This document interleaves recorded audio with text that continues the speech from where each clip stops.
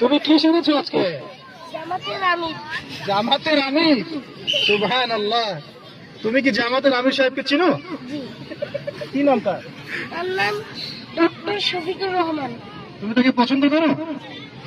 তুমি কি চাও জামাত ক্ষমতায় আসুক? মাশাআল্লাহ। তুমি কেন আজকে জামাতের আমির সাহেব সেজেছো আজকে? জামাতের আমির অনেক ভালো মানুষ। আচ্ছা, তুমি কি চাও যে জামাত ক্ষমতায় আসুক? তাকে পছন্দ করো? আচ্ছা, তুমি কি তাদের মতো হতে চাও? আর কিছু বলতে চাও? বলো। জামাতের আমির যদি এই দেশের ক্ষমতা এসে জামাতের আমির দেশকে পাল্টে দিবে, আর জামাতের আমির অনেক ভালো মানুষ। মাশাআল্লাহ, মাশাআল্লাহ।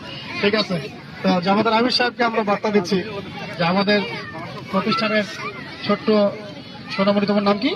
আরাফাত জামান আফিফ। আফিফ কোন ক্লাসে পড়ে? ক্লাস 1 মানে 2।